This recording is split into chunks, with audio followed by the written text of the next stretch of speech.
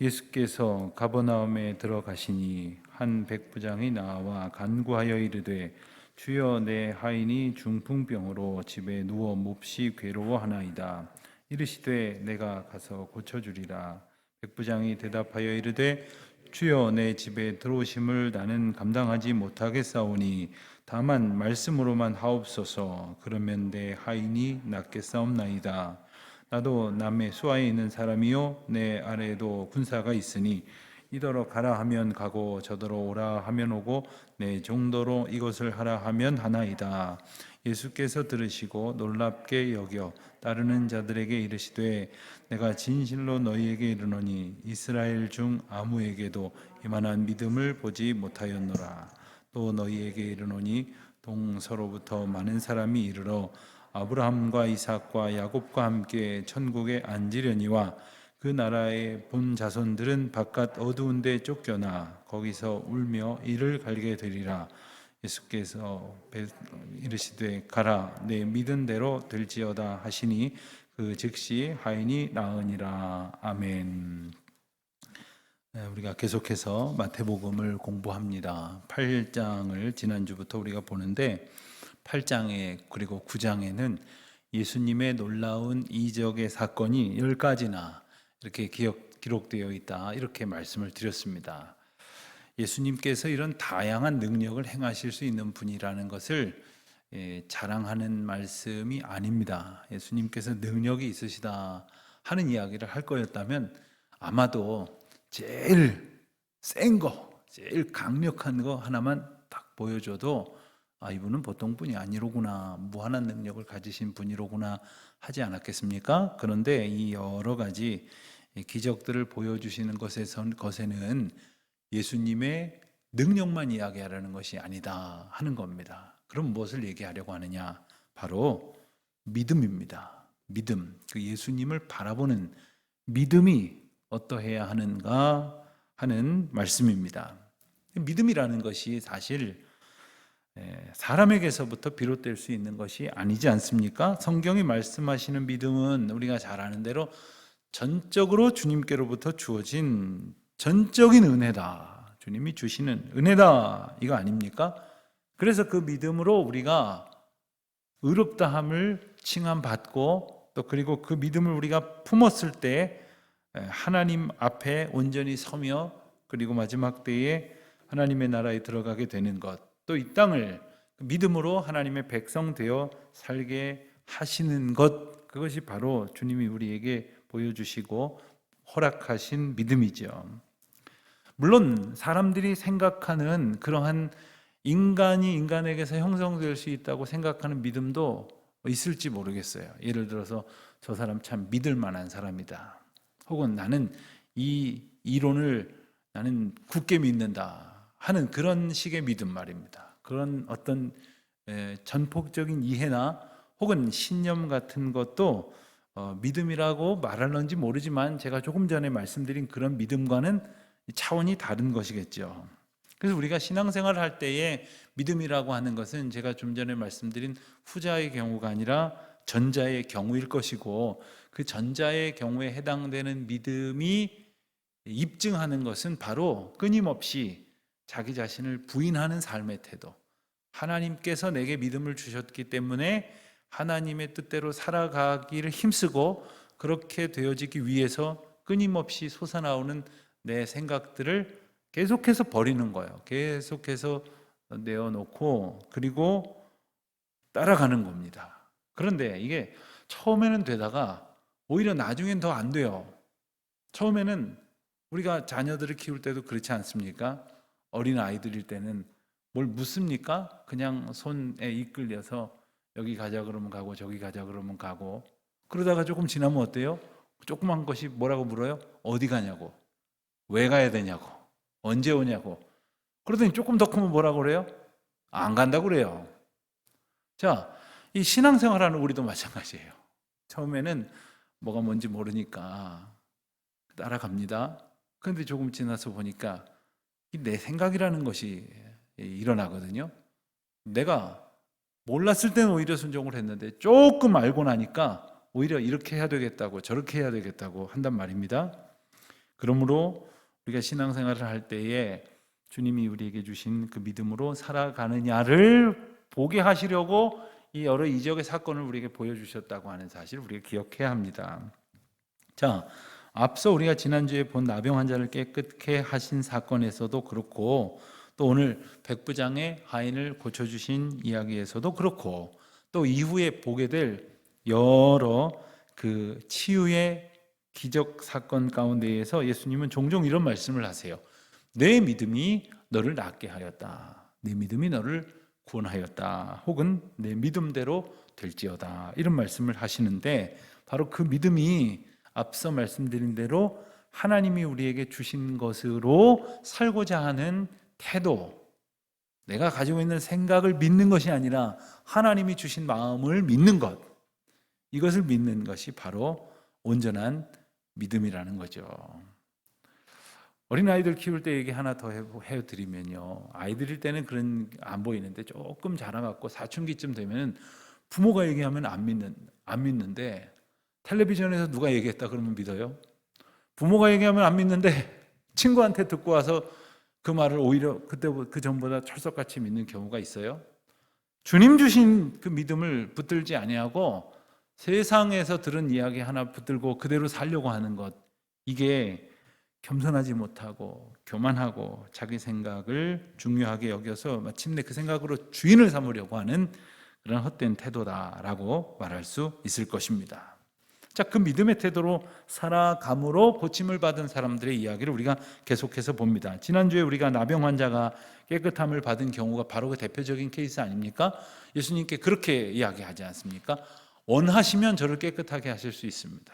그러니까 고쳐주실 수 있나요? 이게 아니라는 거죠.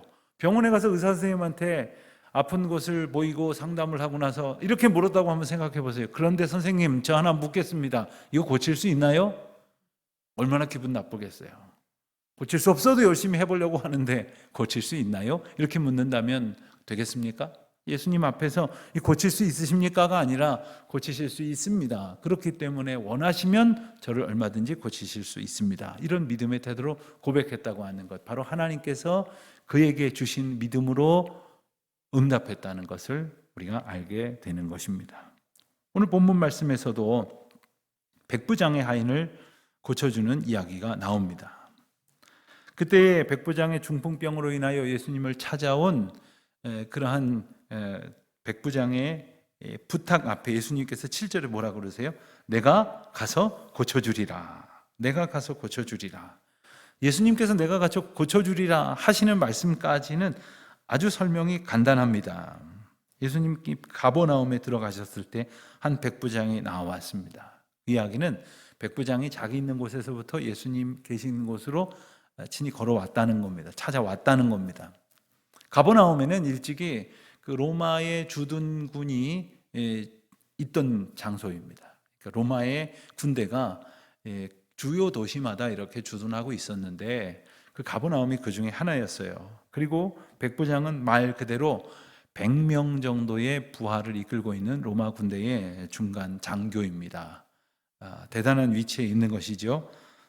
주둔군의 지휘관이 주둔지에서, 그러니까 다스리러 온 곳에서, 그곳에 있는 한 예수님이 젊은이 아닙니까? 뭐 그들 나름대로만 본다면 그저 아직은 많은 사람들한테 제 인정을, 존경을 다 받고 있지는 않습니다만, 그렇기 때문에 그 백부장이 가지게 된 태도가 참으로 귀한 믿음이라는 것을 알게 되는 거죠. 그래서 예수님 앞에 나아가서 이렇게 청을 했을 때 내가 고쳐주리라 이렇게 말씀을 하신단 말이에요. 그런데 여기에서 중요한 것은 뭐냐 하면 예수님께서 내가 가서 고쳐주리라 그러셨어요. 가서. 그러니까 데려와라 이것도 아니고, 예수님 능력이 있으시니까 그래 지금 고침을 받았을 것이다, 가 보아라 하시지도 않고, 내 믿음이 너를 구원하였다, 지금 고쳐졌다 이렇게 선포하신 것도 아니고 내가 가서 고쳐주겠다고 말씀을 하셔요.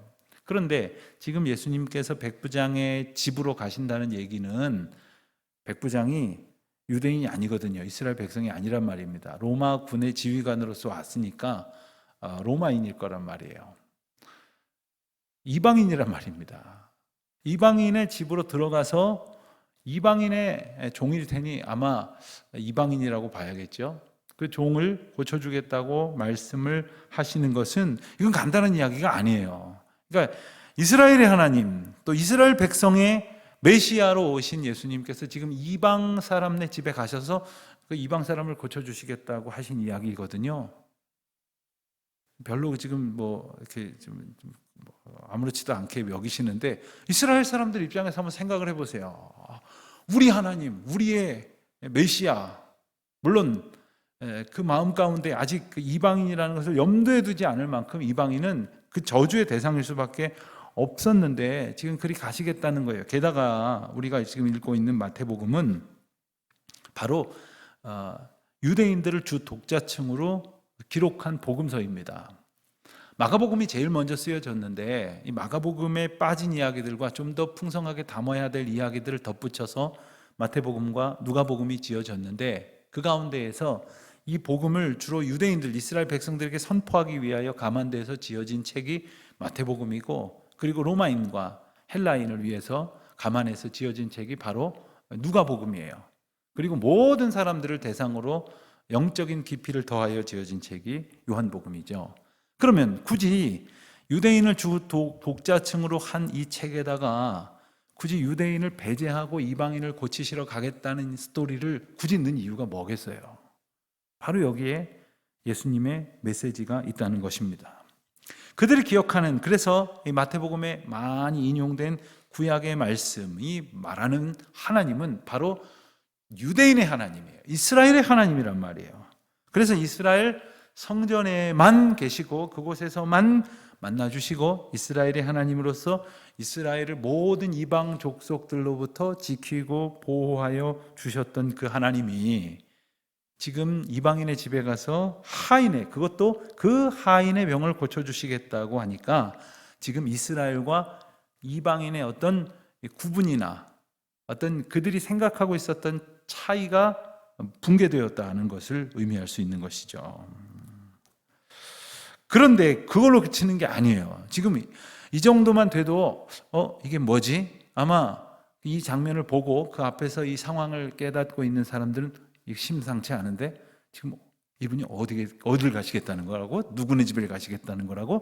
이런 생각을 할 법도 한 상황 가운데에서, 게다가 10절에서 예수님 뭐라고 그러셨냐면은 따르는 자들에게 말씀하십니다. 내가 진실로 너희에게 이르노니 이스라엘 중 아무에게서도 이만한 믿음을 보지 못하였노라. 이건 굉장히 충격적인 말씀이신 거예요. 지금 이방인 한 사람의 믿음을 칭찬하시면서 이스라엘 사람들한테, 유대 백성들한테 아주 긴 숭고한 역사 속에서, 긴 역사 속에서 소위 믿음으로 살아왔던 민족들을 아주 통틀어서 말씀하시기를 이 가운데에서 이만한 믿음을 본 적이 없다, 이렇게 말씀하시는 거예요. 얼마나 충격적인 말씀이시겠어요. 아직도 별로 충격을 못 받으시는데 이 말씀을 읽고 또 읽으면서 이건 대단히 충격적인 말씀이라 하지 않을 수 없다, 이런 생각을 저는 많이 했어요. 그런데 그렇게 말씀하신 이유에다가 그걸로 끝나는 게 아니에요.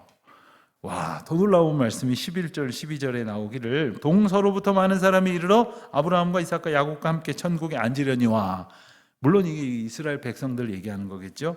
그런데 그 나라의 본 자손들, 누굽니까? 이스라엘 백성들이죠. 본 자손들은 바깥 어두운데 쫓겨나게 될 것이고 거기서 울며 이를 갈게 될 것이다, 이렇게 말씀을 하시는 거예요. 그러면 지금 그들이 대접받는 자리에는 누가 들어와서 앉았다는 거예요? 지금 칭찬받은 이 백부장, 이방인이, 이런 사람이 들어와서 앉을 것이다, 지금 이 말씀을 하시는 거예요. 사실 오늘 말씀에서 조금 우리가 눈치를 챌 수 있으면서 이해가 조금 되기 시작하는 예수님의 말씀이 바로 이겁니다. 처음 된 자가 나중되고 나중된 자가 먼저 될 것이다, 이런 말씀 하시잖아요. 사실 이 말씀은 이런 맥락을 감안하여 듣지 않으면 도무지 이해할 수 없는 말씀이에요. 게다가 자기가 먼저 됐다라고 생각하는 사람, 처음 됐다라고 생각하는 사람들은 무지하게 기분 나쁜 말씀이에요. 예수님이 회방을 놓으시거나 뭔가 어깃장을 놓으시는 그런 말씀 같이 들려지기도 하는 그런 말씀이에요. 이스라엘 백성들은 지금 바깥으로 어두운 데로 쫓겨나게 될 것인데, 그들이 여태까지 생각했었던 것은 바깥 어두운 곳에 쫓겨나서 슬피 울며 이를 갈아야 할 사람들은 누구예요? 이방인들이었다고요. 지금껏 그들은 그렇게 생각하면서 살아왔는데, 오히려 그들이 천국의 자리에 앉고 이스라엘 백성들은 쫓겨날 것이다 라고 말씀하시는 것이 무엇이에요? 바로 이만한 믿음이 없다는 것에서 우리가 그 열쇠를 찾아야 되는 거예요. 이스라엘 백성들이 지금껏 믿음이라고 여기고 생각하고 행동하고 살아왔던 그 모든 것을 지금 도전하시는 거예요. 그것을 질문하시는 거예요. 그렇게 믿었던 것이, 그리고 그것이 가장 좋은 믿음이라고 생각했던 것으로는 하나님의 구원의 은혜를 얻을 수 없다. 그리고 너희들이 그토록 경멸하고 저주의 대상으로 삼았던 이방인에게서 보여지는 이 믿음이 천국에 합당한 믿음이다. 지금 이 말씀을 하시는 거예요. 그래서 사실은 유대인들뿐만 아니라 아주 전통적인 신앙을 가진 그러한 그리스도인들이 가장 껄끄럽게 여기는 본문들이 바로 이런 말씀이기도 한 것입니다. 이스라엘 백성들은 지금껏 자기들이 가지고 온 믿음의 방식이 가장 옳다라고 여겼어요. 그것을 다른 말로 하면 이스라엘의 전통적 신앙, 또 다른 말로 하면 율법적 신앙이라고 말할 수 있을 겁니다. 구약의 말씀을 늘 그들은 배우고 또 나누고 묵상하고 그것을 공부하고 그리고 그것을 무엇보다도 지켰어요. 그러니까 다 했다라고 생각을 했단 말이죠. 그런데 지금 백부장은 지금 그와 같은 것들이 전혀 언급되어 있지 않은 상태에서 그의 믿음으로 예수님께서 고쳐주셨을 뿐만 아니라, 즉 그의 믿음에 대해서 용납하시고 요청하는 것을 허락해 주셨을 뿐만 아니라 최고의 믿음이라고 칭찬을 하셨기 때문에 그와 같은 믿음의 태도로 이스라엘 백성들이 가지고 있는 생각을 뒤바꾸지 않으면 하나님 나라에 합당하지 않다라고 말하는 거죠. 그렇다면 이스라엘 백성들의 믿음의 태도와 이 백부장의 믿음의 태도는 어떻게 달랐을까? 이스라엘 백성들에게 있어서 당신들의 믿음을 보여보시오라고 말한다면 그들은 아마도 제가 앞서 말씀드린 표현 두 가지, 전통과 율법을 통한 말씀을 이렇게 그 믿음의 고백으로 할 겁니다. 그것은 그들이 여태까지 제일 잘한다고 여겼던 거예요. 여러분, 믿음이 무엇입니까? 라고 묻는다면 가령 어떤 분이 금식을 잘하시는 분이 있으면 금식하는 거라고 말씀하실 수 있을지 모르겠어요. 사실은 위장이 안 좋아서 하루에 한 끼밖에 못 먹는 분인데 마치 그것을 굉장히 자기의 어떤 공로인 양, 금식을 잘하는 게 믿음이죠, 뭐 이럴 수 있을지 몰라요. 성격이 좋아서 친구도 많이 만나고 많은 사람들에게 전도를 해갖고 교회로 이끌어오는 그런 특별한 그런 달란트가 있으신 분은 아마 전도하는 거라고 말씀하실지 모르겠어요. 어떤 분은 찬양하는 걸 좋아하셔서 뭐 하루에 1시간 이상씩 혼자 찬송합니다. 뭐 피아노도 치고 뭐 혹은 기타도 치고 찬양합니다. 이러시는 분은 찬양이라고 말할지 모르겠어요. 또 어떤 분은 성경 뭐 암송하는 거 혹은 기도하는 거 뭐 이렇게 하실지 모르겠어요. 그러나 중요한 것은 그것이 하나님께서 내게 주신 믿음으로 응답하는 것이 아닌 상태에 그저 내가 좋아하는 한 방식을 취해서 그것으로 나의 종교성을 함양하기 위해 애쓰는 것이라면, 그것이 하나님께로부터 오늘 이스라엘 백성들을 책망하신 것처럼 인정받지 못할 오히려 불신앙에 자기를 부인하지 않은 그런 자기식의 신앙 태도였다면 이것은 쫓겨나서 슬피 울며 이를 가를 이유가 될 수 있다는 거예요. 이스라엘 백성들이 율법을 지키는 태도는 참으로 대단합니다. 누구도 따라가기 어려울 거예요. 그들이 율법을 지키는 것, 그래서 구약에 나오는 율법뿐만 아니라 이 구약 모세오경에 있는 율법뿐만 아니라 거기에다가 자꾸 덧붙여져 가지고요. 처음에는 뭐 몇백 개였는데 나중에는 그게 뭐 1000개가 가까이 되었다가 또 나중에는 거기에 이제 많은 그 어떤 성경 교사들이나 랍비들이 덧붙인 것까지 하면 나중에는 수도 없이 많은 그런 저들 나름대로 율법이 있다고 하거든요. 자기들도 뭐가 있는지도 모를 그 율법을 철저히 지키는 것, 그것이 천국에 합당한 열심 있는 믿음이라고 생각했을런지 모르겠어요. 그렇게 생각한 대표적인 사람들이 누굽니까? 바로 바리새인들과 서기관 아닙니까? 그런데 이 백부장에게는 뭐 그런 어떤 기미조차 찾아보기 어려워요. 물론 백부장이 열심 있는 신앙인이었을 수도 있어요. 본문이 단지 기록을 안 했기 때문에 우리가 없다고 말할 수는 없을 겁니다. 그가 나름대로 열심을 가졌던 믿음의 태도가 분명히 있었을지 모르겠어요. 그렇지만 본문에서 굳이 그러한 표현이 없는 것은 예수님께서 칭찬하신 이유가 그런 것 때문은 아니라는 거예요. 만약 그런 것 때문이라면 당연히 기록을 하게 하셨겠지요. 말씀을 하셨겠지요. 그런 것이 믿음의 본질이 아니라는 거예요. 혹시 오해하지 않으시고 들으시면 좋겠습니다. 내가 성경을 많이 읽고, 우리가 지금 성경 매일매일 함께 읽습니다만, 누구보다도 내가 성경을 많이 알고, 또 기도도 누구보다도 많이 하고, 또 부지런해서 봉사하고 섬기고 뭐 이런다고 해가지고 그것으로 믿음 좋다 소리를 듣고 싶어 한다면, 다른 사람들에게 나는 믿음이 있는 사람이라고 인정받기 싶어 한다면 그 마음부터가 이미 믿음을 잘못 이해하고 있는 거예요. 믿음이 무엇인지조차 모르고 있는 것입니다. 그 가운데 예를 들면 우리 그런 이야기를 많이 해요. 저도 우리 교회에서 몇 분한테 그런 이야기를 들었어요. 저분은 기도의 사람이에요. 그걸 어떻게 알아요? 그 하나님 편에서도 그렇게 말씀하셔야지 그 인정이 되는 거지.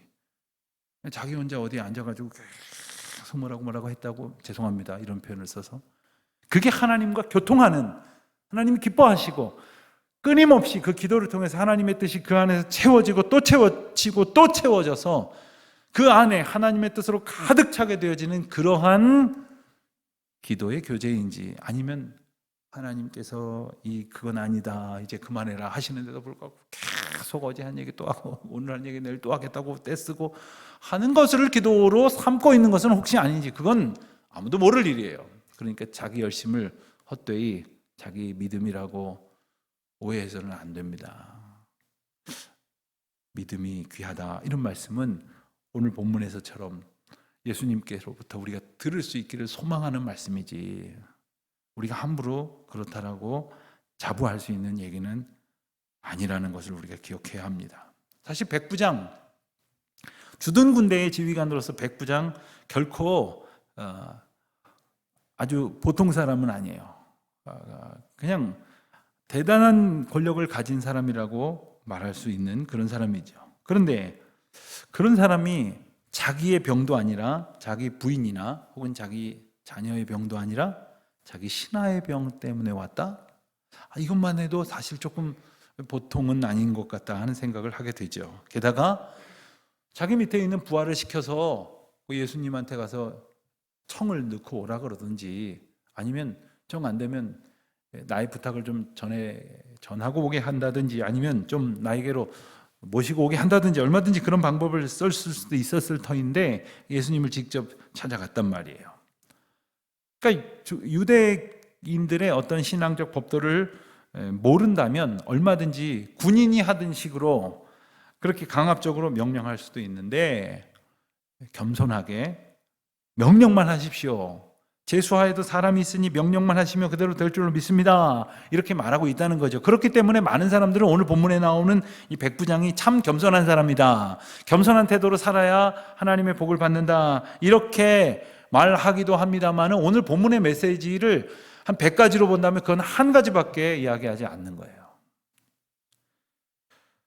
예수님께서 바로 그런 그의 겸손한 태도를 칭찬하신 것이 아니라 8절 9절을 보면은요, 그가 예수님께 드렸던 대답이 나옵니다. 다만 말씀만 하옵소서, 그러면 내 아이니 낫게 싸움나이다. 나도 지휘관으로서 이렇게 명령하면 다 되는데 명령만 하시면 다 될 줄로 나는 믿습니다 라고 고백했던 그의 생각, 그의 고백, 그것을 칭찬하셨다는 거예요. 예수님께서 명령만 하셔도 고침받을 것이다, 이런 그 믿음이 그에게 있었다는 것이죠. 어떤 분들 그런 분이 있어요. 우리 교인들은 뭐 안수기도를 그렇게 썩 이렇게 뭐 아주 막 좋아하시는 것 같지는 않은데, 제가 전에 목회했을 때의 경험을 비춰보면 기도해 주십시오. 그래서 기도합시다 하면 꼭 안수기도를, 제 손에서 사실 별로 능력이 나가는 것 같지도 않은데 안수기도를 해야지 능력이 있고, 안수기도를 안 하면 능력이 없다고 생각을 하시는 뭐 그런 자기 나름대로 그런 생각을 가지고 있는 거예요. 여러분, 하나님의 능력이라고 하는 것은 우리가 믿음으로 간절히 구할 때 하나님께서 그 믿음을 보시고 또 하나님께서 그것을 허락하실 하나님의 때가 되었다면 하나님께서 언제나 응답하시는 것이지, 그 기도를 하나님 앞에 구했던 자가 목사여서 들어주고 뭐 전도사여서 안 들어주고 담임 목사라서 들어주고 부목사라서 안 들어주고 그런 것이 아니라는 거예요. 오직 우리가 하나님의 권세, 하나님께서 가지고 계신 그 뜻을 어떻게 기억하고 어떻게 의지하며 살아가느냐. 그 백부장이 가지고 있었던 생각에는, 그 중심에는 뭐가 있었냐면, 그 예수님께서 하신다고 하면 하신다, 예수님께서 말씀만 하셔도 다 된다, 이게 있는 거예요. 꼭 오셔서 손을 얹어야만 된다, 이런 게 아니라는 거예요. 그 또한 자기 고집 아닙니까? 그런데 이스라엘 백성들이 가지고 있었던 어떤 믿음의 가치관 속에 뭐가 있냐면, 자기들이 끊임없이 쌓았던 어떤 전통, 그리고 자기네들이 지켰던 율법적 행위, 이것이 자랑할 만한 것이라고 생각을 했거든요. 그래서 율법을 폐하러 오셨다 이런 말씀하시니까 예수님을 뭐 가만히 안 두는 거죠. 그 율법이 다 소용없는 것이라고 말씀을 하시는 것처럼 들린다면, 그동안 그 율법을 철저히 지킴으로 자기가 믿음 있는 사람인 양 행세했던 그 자기 자신들은 뭐가 되는 거예요? 다 엉터리 되는 거 아닙니까? 그렇기에 내가 가지고 있는 믿음이 어떤 믿음인가, 하나님께서 과연 주신 믿음인가, 하나님이 기뻐하신 믿음인가, 여기에는 생각이 없고요, 여기에는 관심이 없고, 그저 지금 내가 쌓고 있는 것, 내가 지금 많은 사람들에게 자랑할 만한 것으로 가지고 있는 그것만 보고 있는 이스라엘의 형식적 신앙을 질타하시는 말씀이 바로 오늘 기적이 보여주는 메시지인 것입니다. 자, 그렇다면 우리는 어떤 믿음을 가지고 살아가느냐를 이제 생각해 보지 않을 수 없습니다. 우리가 다음 주에도 계속해서 그 여러 가지 이적들을 우리가 여러 주에 걸쳐서 볼 겁니다. 그런데 단 두 사건, 지금 나병 환자, 그 다음에 중풍병자, 이렇게 단 두 사건만 보았음에도 불구하고 우리는 분명히 하나님께로부터 치유의 은혜를 얻은 자들에게 하나님께서 보여주시고 또 예수님이 직접 칭찬하시는 놀라운 믿음을 보게 됩니다. 앞서 나병 환자가 예수님이 원하시면 고쳐주실 수 있습니다 라는 예수님의 능력을 의심하는 것이 아니라 예수님의 의지에 그 간절한 마음을 표한 거 아닙니까? 지금도 마찬가지죠. 이 백부장은 예수님의 능력은 이미 당연한 것으로 여기고 말씀만 하셔도 낫습니다 하시는 그 어떤 영적 권세에 대해서 예수님이 말씀 한마디면 오케이 됩니다. 끝입니다. 그 말씀의 영적 권세에 대해서 자기 자신을 의탁하고 있는 것이라 하는 겁니다. 이 두 케이스만 보더라도 그들이 원하는 치유의 은혜를 얻게 되는 데에는 자기 자신의 공로는 없어요. 나됨은 없는 거예요. 오직 전적인 하나님의 은혜만이 있는 거예요. 내 뜻을 주장하겠다는 것도 아니고 또 내 의지를 굳이 표명하겠다는 것도 아니에요. 그런 거 다 이미 내려놓았어요. 그런 걸로 자랑하는 것이 아니라는 것이죠. 목회를 하면서 아직도 뭐 갈 길이 멀었지만 아직도 정말 모르는 게 너무나 많습니다만 깨달아져 가는 것은 철저히 목회는 그리스도께서 하시는 것이고 그리스도의 머리이신 그리스도의 교회를 그리스도의 뜻대로 그리스도께서 이끌어 가시는 거예요.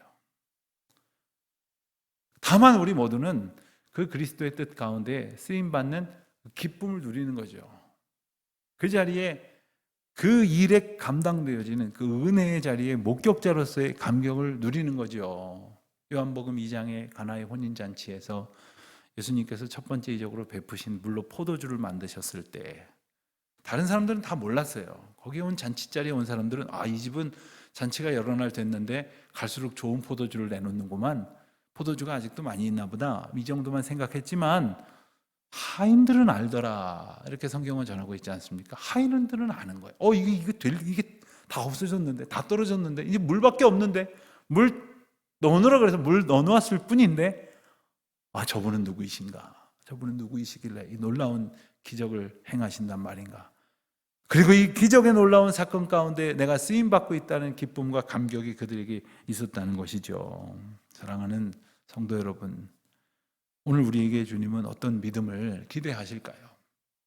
여전히 우리가 생각하고 우리가 결심하고 우리가 판단하고 또 우리가 결정하는 그러한 관념으로서의 믿음이 아니라 또 내가 행동한 것으로 스스로를 자랑하려고 하고 내가 가지고 있는 그 전통과 행위로 나를 높이려고 하는 그러한 것들로부터 우리는 분연히 깨어져 있는가 하는 생각을 해보게 되는 거죠.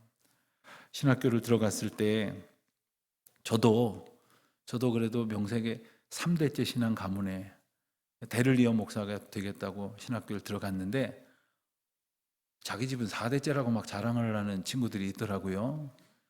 그리고 자기 집안에는 목사, 할아버지 때부터 목사였고 자기까지 목사가 되면 4대 목사가 된다 그러는데 결국 그 친구 목사가 못 됐어요. 어떻게 됐는지 어쨌든. 자, 그런데 대학교 1학년 어린 나이에 그걸 그렇게 자랑하는 것이 자연스럽지는 않았어요. 뭘 모르기 때문에 그랬겠죠. 그런데 우리가 아직도 그런 형식 속에, 그런 관념 속에 그런 비본질적인 것을 믿음으로 착각하고 그리고 나의 것을 계속해서 드러내는 자아가 깨어지지 않는 믿음의 태도로 살아간다면 바깥으로 내어 쫓겨서 슬피 울며 이를 가게 될 것이요. 나는 아무것도 할 수가 없습니다.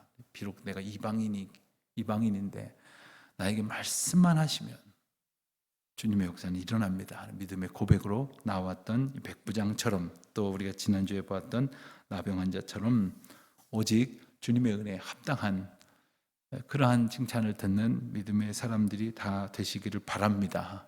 오직 주님의 주권, 주님의 인도하심, 그것을 믿는 것이 하나님 나라에 합당한 믿음의 태도인 줄로 믿습니다. 주님을 믿노라 고백하면서 내 자신이 어떤 존재인지를 모르고 그저 무엇이 된 줄로 착각하고 교만하여 살아가는 것이 아니라 하나님을 아는 지식이 나의 나됨을 깨닫게 되고 그리하여 오직 주님의 능력만을 겸손히 구하는 참된 믿음으로 살아가는 우리 모두가 되시기를 주님의 이름으로 축원합니다.